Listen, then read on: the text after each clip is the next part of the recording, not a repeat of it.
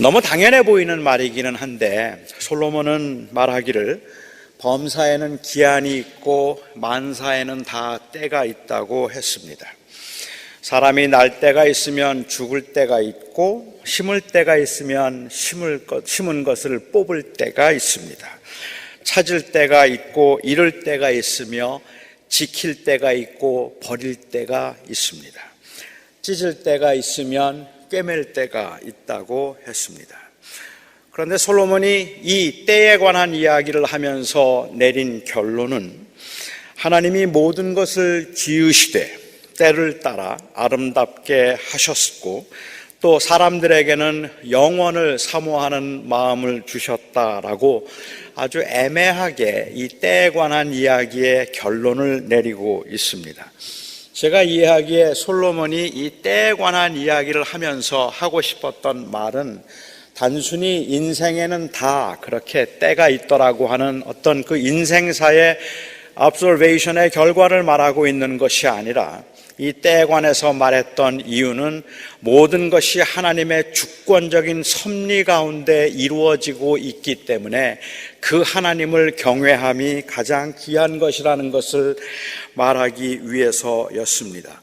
그러니까 이 경우에 만사에 다 때가 있다는 말은 하나님이 정하신 대로 그 우리를 다스리시고 주관하시니까 주어진 것들에 순종하며 하나님의 뜻이 이루어지기를 기다리라는 아주 소극적인 의미가 담겨 있습니다. 인생사가 잘 풀리지 않아서 조급해하고 답답해하는 분들에게 자주 하는 말도 세상 일에는 다 때가 있다는 말이고 때가 되면 잘 풀릴 것이라고 하는 말인데 이러한 그 때 앞에서 사람들은 자기가 할 수 있는 것은 아무것도 없다는 그 무력감을 느끼기도 합니다. 하나님의 때에 하나님의 뜻이 이루어지는 것이라면 우리가 할 수 있는 건 아무것도 없잖아요. 하지만 이 때는 또한 기회를 의미하기도 합니다. 만사에 때가 있다는 말에는 기회가 늘 있는 것이 아니니까 기회가 주어졌을 때 잡아야 한다는 적극적인 의미도 담겨 있습니다. 결혼을 해야 할 그 청년에게 결혼에는 다 때가 있는 법이다 라고 말을 한다면 그 말은 대체로는 그러니까 너무 조급하게 생각하지 말라는 의미보다는 그러니까 때를 놓치기 전에 서둘라는 의미가 더 강할 겁니다. 때를 잘 잡아야 한다든지 때를 놓치면 안 된다든지 하는 말들은 모두가 다 기회를 의미하는 적극적인 그러한 말입니다. 이 경우에 사람들은 때를 분별하지 못하고 때를 잘 잡지 못하는 무능함을 느끼기도 합니다. 그래서 이 때라는 것이 참 애매해서 이 때라는 것이 소극적인 의미로 다 때가 있다는 말은 우리가 아무것도 할 수 없다는 무기력함을 그렇게 보여주는 것 같기도 하고 때가 있으니까 때를 놓치지 말라는 말을 들으면 그 때를 알지 못하고 잡지 못하는 그 무능함을 우리가 또한 느끼기도 한다는 말이죠.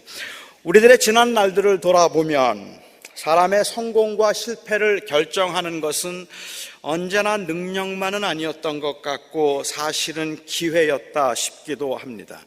물론 능력이 어느 정도 뒷받침해 주어야 하겠지만 여기 계신 대부분의 분들은 아마도 돌아보면 그때 그 기회를 잘 살렸더라면 지금보다는 훨씬 더 나은 삶을 살았겠다 싶어서 후회스러운 때가 아마 몇 번은 있을 거라고 짐작합니다. 멈출 수 있는 기회가 있었고 다시 시작할 수 있는 기회가 있었습니다.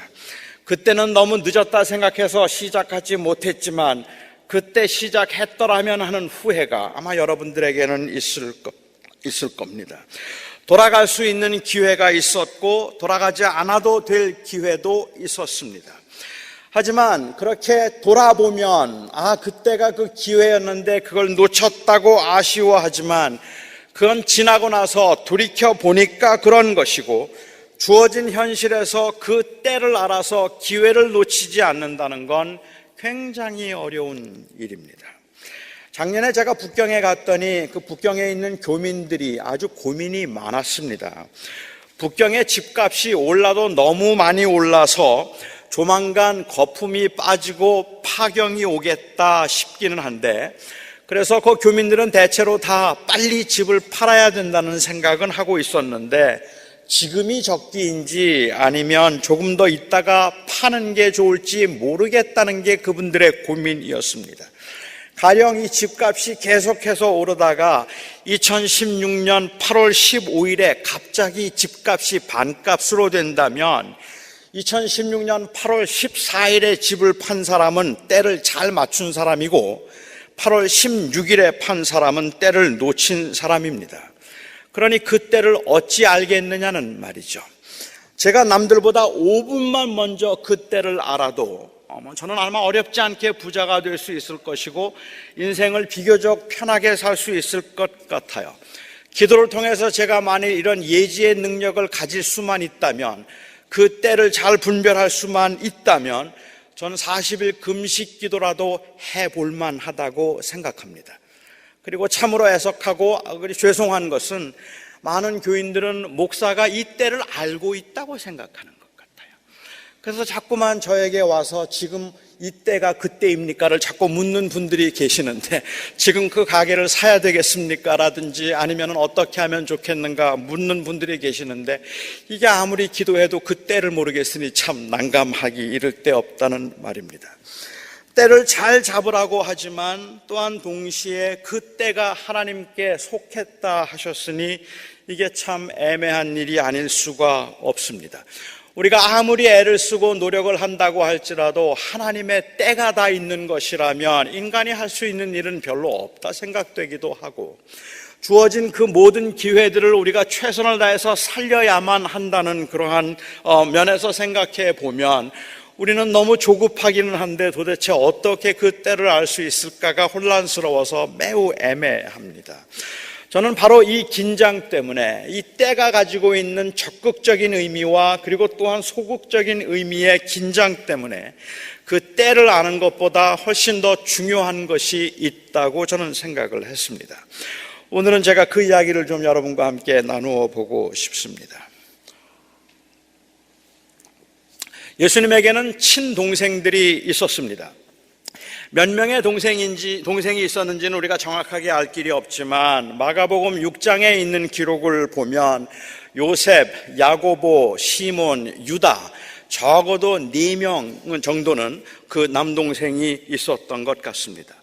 여러분도 아시는 것처럼 가족들에게 사랑을 받는 것은 어렵지 않지만 가족들에게 인정을 받는 것은 대단히 어렵습니다.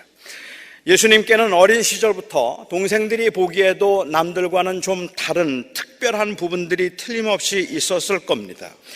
12살 때에 예루살렘에 가셔서 그곳에 있는 종교 지도자들과 논쟁을 하시고 나누신 대화들을 보면 틀림없이 남다른 부분들이 보였겠다 싶고 동생들이 보기에도 비범함이 있었겠다 싶기는 한데, 그렇다고 해서 예수님께서 어릴 적에 병자들을 고치신 것도 아니고 예수님께서 어떤 특별한 기적을 행하셨던 것은 아니었고 예수님이 신적인 능력을 보여주신 것이 아니었다면 예수님께서 30이쯤 해서 그 예루살렘과 가버나움에서 하신 일들은 동생들이 보기에는 그야말로 대박입니다.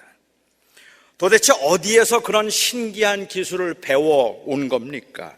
언제 그런 지식을 얻은 것이고 언제부터 그 형이 그렇게 말을 잘했던 겁니까?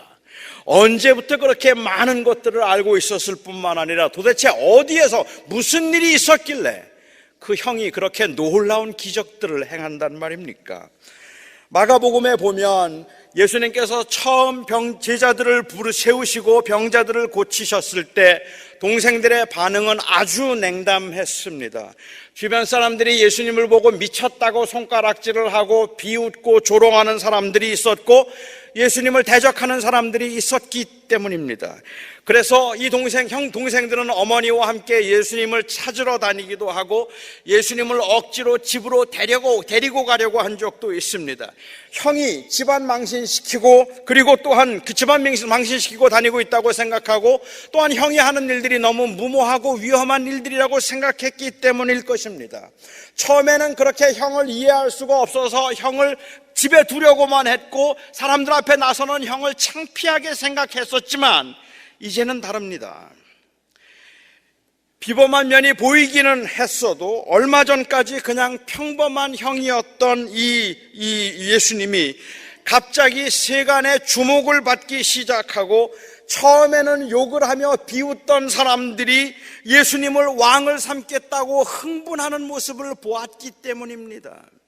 특히 6월절 명절에 예수님께서 예루살렘에 다녀오신 후로는 단순히 동네의 유명 인사가 아니라 전국의 아주 국가적인 유명 인사가 되어버렸습니다. 갈릴리 지방으로 돌아오셔서 오병이어의 기적을 통해서 5,000명 이상, 아니 수만 명의 사람들을 먹이셨을 때 사람들은 예수님을 오랫동안 기다렸던 선지자라고 말했고 모세와 같은 위대한 그 지도자가 우리 가운데 나왔다고 했고 이스라엘 백성들의 왕이 오셨다고 그렇게 그 사람들은 흥분했습니다. 처음에는 형이 그러고 다니는 것이 영 못마땅하고 그리고 또한 위험하다 싶었던 동생들이지만 이 형이 얻는 그 인기에 동생들은 그야말로 흥분하기 시작했습니다. 그런데 그렇게 발빠르게 행보하던 형이 갑자기 속도를 늦추는 겁니다. 갈릴리에만 있고 유대 땅에는 나가려고 하지를 않았습니다. 동생들이 보기에는 이제 유다 땅으로 그 거주지를 옮겨서 국가적인 그 이 유명 인사로서 이스라엘 온 유다의 왕이 되도록 그렇게 이제는 한번 해볼 만하다 싶은데 그런데 이 형이 갈릴리에만 있고 유대로 가려고 하지를 않았어요. 그 이유가 뭔지 아십니까? 유대인들이 예수님을 죽이려고 했기 때문이라고 요한은 기록합니다. 물론 위험한 것은 인정합니다. 하지만 위험을 무릅쓰지 않고 어떻게 대사를 치를 수 있단 말입니까? 한 나라의 왕이 되거나 아니면 한 나라의 지도자가 되고자 하는 사람이 그 위험하다고 해서 목숨의 위험을 느낀다고 해서 그렇게 은밀하게 있어서야 되겠느냐는 말입니다. 지금 상황은 도박을 해야 될 상황입니다. 목숨을 걸고라도 한번 해야 이 기회를 잡을 수 있는 겁니다. 이 기회를 놓치면 다시는 이런 기회가 오지 않을지도 모르는데 그런데 인심이라는 것이 얼마나 변덕스러운 것인지 주님은 몰라도 너무 몰라요. 아마도 요즘 연예인들이나 요즘의 유명한 목사들은 어렵지 않게 이해했을 텐데 아무리 유명한 사람이라도 인기를 잘못 관리하면 순식간에 잊혀질 수 있는 겁니다. 지금 사람들이 예수님에 관해서 가는 곳마다 예수에 관한 이야기를 하고 가는 곳마다 예수를 왕으로 삼아야 된다고 이야기하고 우리 민족이 드디어 자유를 얻게 되었다고 그 사람들이 열광하고 있지만 그 인기 순식간에 사라지는 겁니다. 이미 주님은 큰 실수를 한번 하셨잖아요. 가버나움 연설 때 너무 극단적으로 말씀을 하시는 바람에 주님을 따르던 많은 사람들이 주춤해하고 있던 상태입니다. 예수님을 따라다니면서 예수님을 왕으로 삼겠다고 했던 사람들 중에 예수님이 보였던 그 미지근하고 그리고 우유부단해 보이는 그 태도 때문에 사람들이 다 지금 뒤로 물러서 있는 상황이라는 말입니다. 지금 재개하지 못하면 이제는 아주 어려워질 수도 있는 상황입니다. 그런데 드디어 기회가 찾아왔어요. 조금 있으면 예루살렘에서 초막절이 시작됩니다. 이 초막절은 6월절, 오순절과 함께 유대인들이 지키는 3대 명절 중에 하나인데 예루살렘에 가서 지키는 것입니다. 그래서 갈릴리 사람들 중에도 많은 사람들이 아마 그 명절을 지켜서 예루살렘으로 가게 될 것입니다. 예루살렘에는 주님을 알고 있는 사람들 그리고 주님을 기다리고 있는 기억하는 사람들이 아직은 많이 있을 겁니다. 그러니까 예수님을 해하려고 하는 유대 지도자들의 위협이 있기는 하지만 예수님이 다시 인기와 지지를 얻어서 유대의 그 명실상부한 지도자로 부상할 수 있는 절호의 기회가 온 것입니다. 그런데 예수님께서 예루살렘에 가지 않겠다 그러세요. 가지 않으려고 하세요. 동생들은 이때가 기회라고 생각하는데 지금 이 기회를 놓치면 다시는 이 기회가 오지 않을 거라고 생각하는데 예수님께서는 아직은 내 때가 아니라고 말씀하고 계시는 겁니다. 형제들로서는 답답해서 견딜 수가 없었습니다. 그래서 그들이 주님을 설득하기 시작합니다. 당신이 행하는 일들을 제자들도 보게 여기를 떠나 유다로 가소서. 스스로 나타나기를 구하면서 묻혀서 일하는 사람이 없나니 이 일을 행하려거든 자신을 세상에 나타내소서. 큰 일을 하자고 하면서 은둔에 있는 사람은 없다는 말입니다. 큰 일을 하고자 하면 농촌에 시골에 그렇게 묻혀 있어서는 안 되는 겁니다. 더 큰 곳으로 가서 크게 사역을 하고 사람들에게 알려야, 그래야 원하시는 일들을 이루지 않겠습니까? 가나 혼인잔치에서 물을 포도주로 만드시고, 그리고 또한 그 가버나움에서 떡을 만들어서 수많은 사람들에게 먹이시고 많은 병자들을 고치셨다면 틀림없이 무슨 야망과 비전이 있기 때문에 그리하신 것일 텐데, 기왕 그렇게 자기를 드러내기 시작했다면 확실하고 분명하게 해야 한다는 말입니다. 이번이 기회라는 말입니다. 동생들의 말에 틀림이 없어 보이지 않습니까, 여러분? 동생들의 말이 너무 맞는 말이 아닙니까? 예수님은 세상의 빛으로 오신 분이십니다.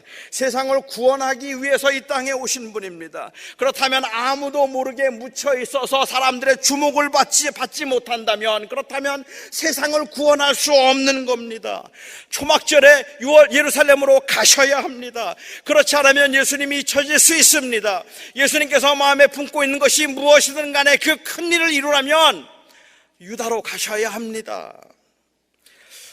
그런데 저는 이 동생들의 너무 딱 맞는, 틀림없이 맞아 보이는 이 제안에 대한 사도 요한의 말이 자꾸 마음에 걸립니다. 사도 요한은 말하기를, 이는 그 형제들까지도 예수를 믿지 아니함이러라 라고 말합니다. 요한은 예수님의 동생들이 보인 그런 반응을 가리켜서 예수님을 믿지 않았기 때문에 그렇다고 말합니다. 예수님 보고 사람들에게 잊혀지기 전에 예루살렘으로 가서 기반을 확보하자고 말한 것은 예수님을 믿지 않았기 때문에 그렇게 말한 것이라고, 그렇게 요한은 말하고 있는 겁니다. 무엇이 예수를 믿은 게 아니라는 말입니까? 동생들의 반응에 도대체 무엇이 문제가 되는 겁니까? 더 큰 곳으로 가서 일하자고 말하는 것 자체는 그렇게 틀려 보이지 않지 않습니까? 저는 동부에서, 비교적 조용한 도시에서 15년 동안 목회를 하고 난 다음에 남은 15년은 조금 더 큰 도시에 가서 사역을 하고 싶다는 생각이 들었습니다. 저는 더 큰 교회에서 사역을 하고 싶은 마음은 없었지만 왠지 더 큰 도시에 가면 문 밖에만 나가도 할 일들이 보일 것 같았고, 남은 15년 저의 목회 사역은 더 열심히 일을 할 수 있을 것만 같았습니다. 15년 동안 안정되게 목회를 하면서 그냥 그곳에서 안주하고 있는 것보다, 하던 일들을 늘 하는 것보다는 뭔가 새로운 일을 좀 새롭게 한번 해보고 싶고, 15년 동안 그냥 익숙한 일에서 아무 느낌 없이 그렇게 사역하기보다는 조금 더 뜨겁게, 새롭게, 열정적으로 뭔가를 해보고 싶다는 생각이 들어서 조금 더 큰 도시에 가고 싶다는 마음을 가졌었습니다. 어떤 사람은 조금 더 크게 일하고 싶어서 교회의 성장을 추구하기도 하고, 조금 더 큰 교회로 사역지를 옮겨가기를 희망하기도 합니다. 그런 이 생각이나 그런 자세가 별로 마음에 들지는 않지만, 그래서 믿음이 없다고 할 것은 아닙니다. 궁극적으로 하나님의 나라를 확장하고 세상에 영향을 줄 수 있는 아주 크고 강력한 교회를 이루겠다는 생각이 대단히 위험해 보이기는 하지만 불신의 행위라고 매도할 만한 것은 아니라는 말입니다. 하나님을 열심히 믿는 교인이 사업을 확장해서 큰 도시에 사업장을 만들고 창의적인 발상과 노하우로 돈을 많이 번다면 그걸 무조건 돈만 밝히는 불신 부자라고 그렇게 비난할 것은 아닐 겁니다. 하지만 여러분, 그래서 그런 생각들은 나쁜 것이 아니라고 여과 없이 합리화시켜서는 안 될 위험이 바로 사도 요한의 말에 담겨 있다 싶기 때문에 섬찟한 것입니다. 동생들이 했던 이 말은 그 말 자체로 문제가 되느냐 아니냐 하는 것보다 사실은 동생들이 했던 말은 결국 예수님을 왕으로 삼으려고 하다가 뜻대로 되지 않아서 예수님을 떠났던 제자처럼 보였던 군중들이 했던 말이었습니다.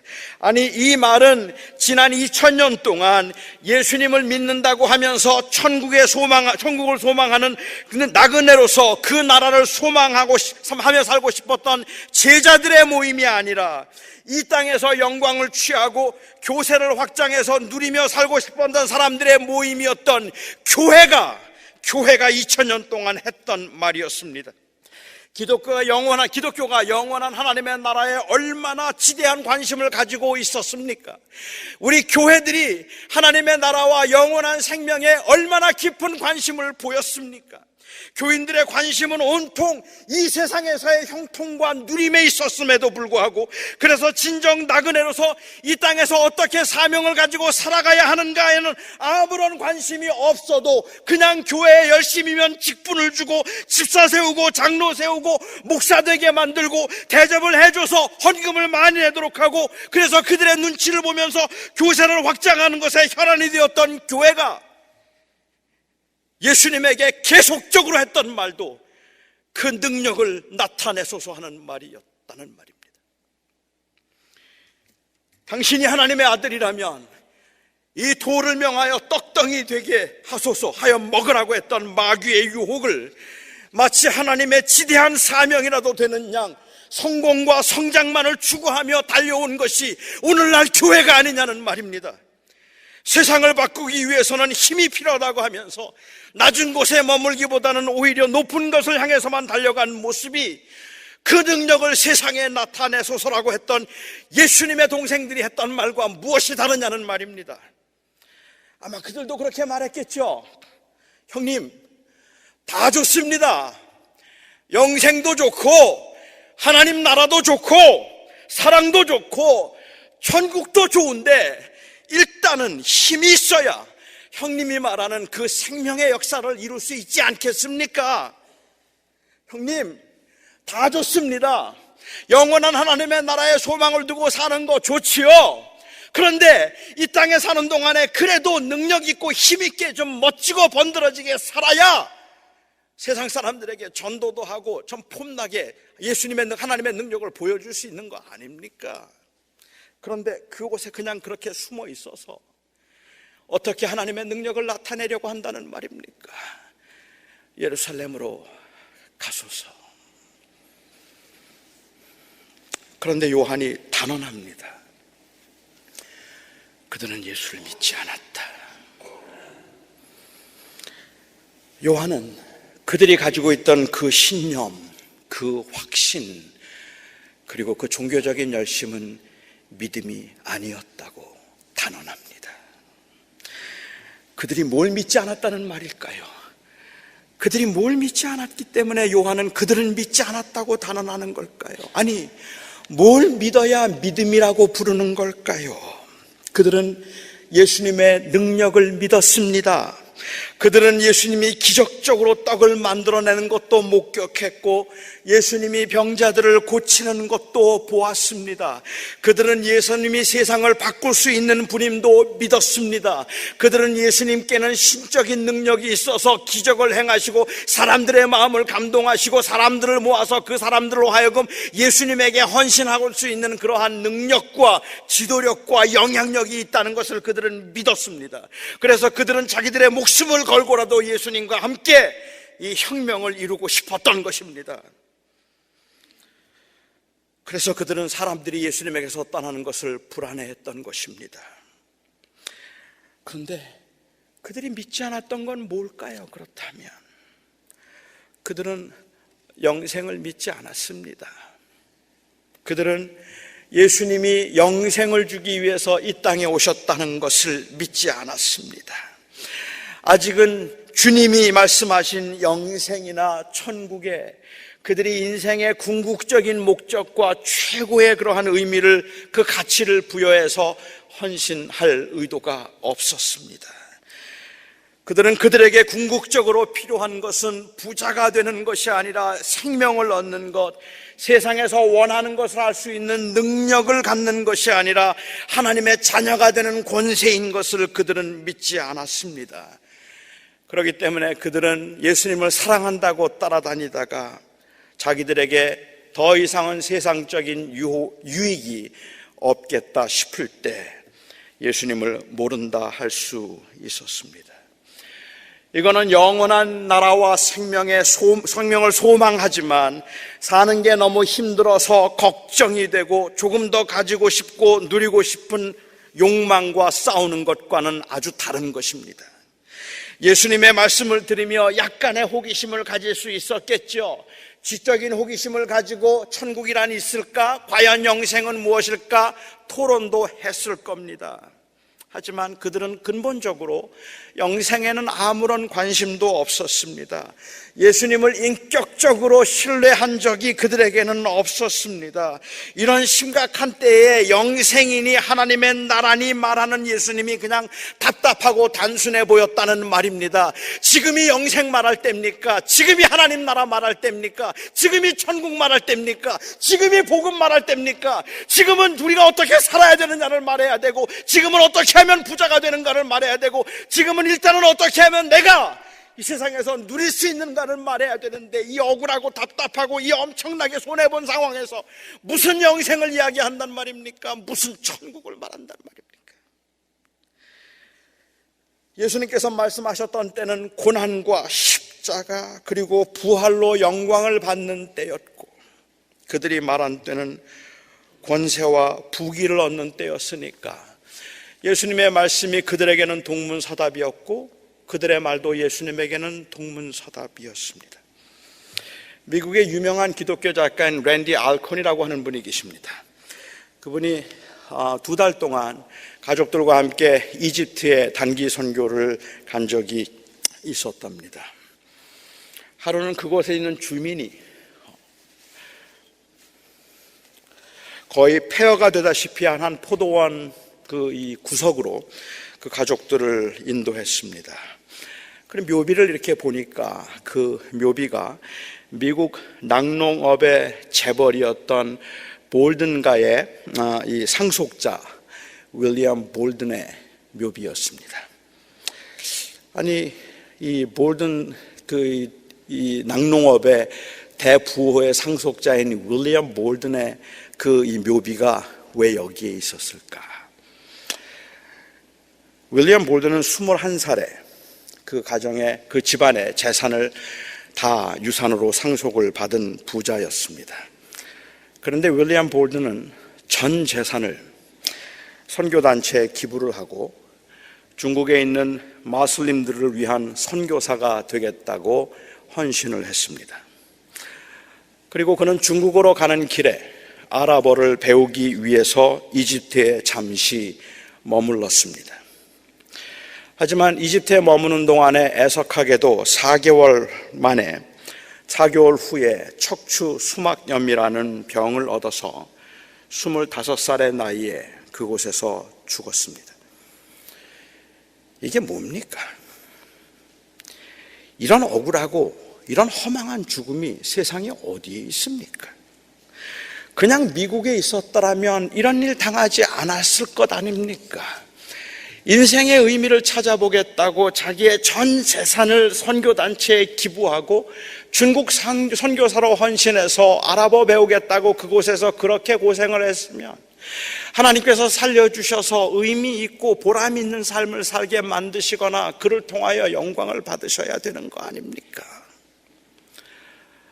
어떻게 25살의 나이에 그 모든 걸 다 헌신했던 그를 그렇게 데려갈 수 있습니까? 랜디 알콘이 묘비의 먼지를 다 털어냈습니다. 거기에 제법 길게 글들이 쓰여 있었는데 그 묘비에 있는 글을 쭉 읽었는데 그 묘비에 써 있던 마지막 끝 문장입니다.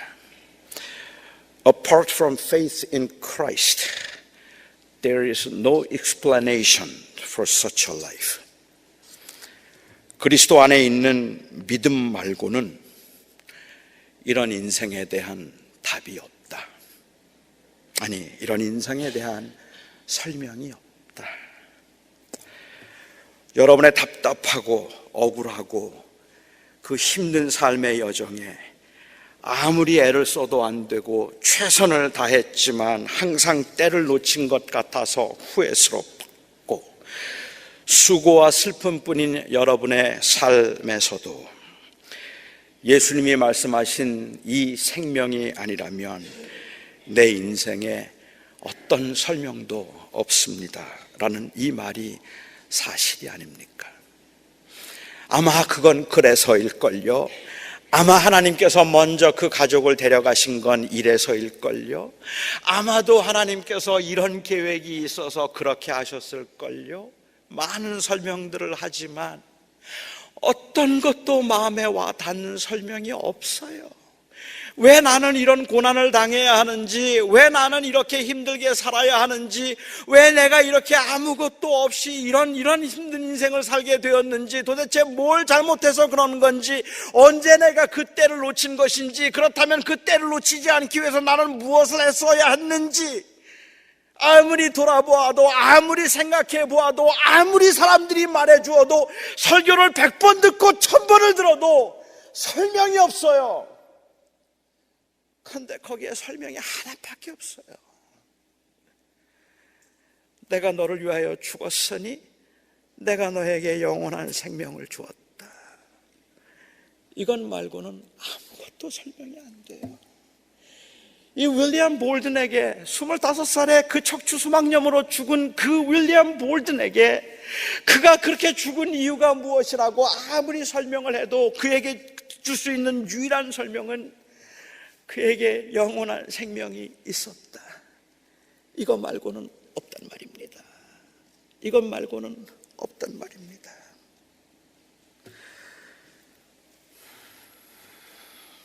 어떤 이해할 수 없는 고난의 현실도, 그 억울함과 손해도 예수 그리스도를 통해서 주신 생명과 구원에 대한 믿음이 있다면 괜찮습니다. 아니, 저는 저에게 그리고 여러분에게 묻고 싶습니다. 정말 괜찮습니까? 상황은 괜찮지 않지만 그래도 괜찮다, 여러분의 마음을 위로하고 다스릴 수 있는 믿음이 있습니까? 그러면 괜찮은 겁니다.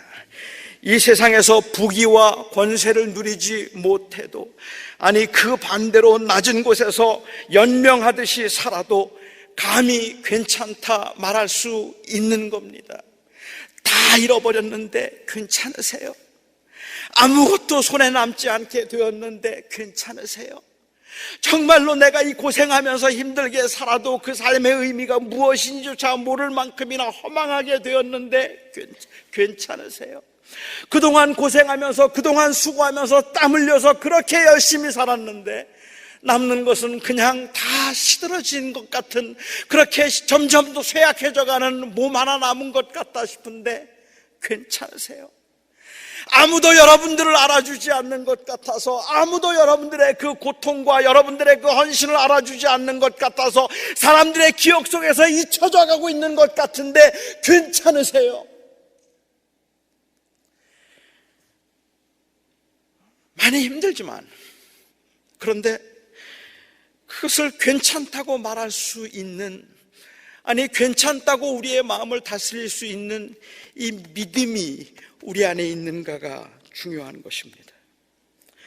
21살에 평생을 떵떵거리며 살 수 있는 재산과 힘이 있었는데 그거 다 포기하고 의미 있는 인생을 살아보겠다고 헌신했다가 외국에서 병이 들어 25살의 그 젊은 나이에 죽었어도 감히 괜찮다 말할 수 있는 것은 그것이 남의 인생이기 때문이라서가 아니라 우리가 알고 있는 바 그 생명 때문입니다.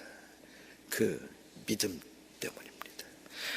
저는 저와 여러분이 우리에게 처한 그 상황에서 우리로 하여금 분노하게 만들고 절망하게 만들 수밖에 없는 그 상황, 어떤 말로도 explanation이 없는 그러한 그 상황에서도 우리로 하여금 믿음을 지키게 만들고 하나님을 예배하게 만들고 하나님을 바라보게 만들 수 있는 이 생명을 붙들 수 있기를 바랍니다. 기도하겠습니다. 나의 하나님, 괜찮지 않습니다, 주님. 우리의 상황은 괜찮지 않습니다, 주님. 왜 이런 일을 허락하시는지 모르겠고, 왜 저를 이렇게 대하시는지 모르겠고, 왜 우리에게 이런 일들이 일어나는지 모르겠습니다. 그런데 주님, 우리가 궁극적으로 소망하며 바라는 것이, 그리고 우리에게 주님께서 주신 약속하신 그 생명이, 그것이 바로 하나님의 나라이기 때문에 저는 이 모든 상황이 괜찮아야 함을 압니다. 우리 사랑하는 성도들이 살아가는 그 삶의 현장은 괜찮지가 않습니다, 주님. 주님께서 아시는 대로 여기에 있는 우리 성도들 중에는 어젯밤도 잠을 이룰 수 없었던 성도들도 있습니다. 하나도 괜찮지 않습니다. 그런데 오늘 우리는 예배를 하면서 우리의 마음을 또 다스려 괜찮다 말하려고 합니다. 다 좋아질 것이니까 괜찮은 게 아니라 우리가 소망하는 것이 여기가 아니기 때문에 괜찮다 말하고 싶습니다. 주님, 하나님의 나라를 다시 바라봅니다. 주께서 말씀하셨던 그 생명을 다시 묵상합니다. 주님, 주님의 몸된 교회, 그리고 이 교회에 속한 사랑하는 성도들에게 그 구원의 은혜와 생명의 은혜로 인한 회복과 위로가 있게 하여 주시옵소서. 예수님의 이름으로 기도합니다. 아멘.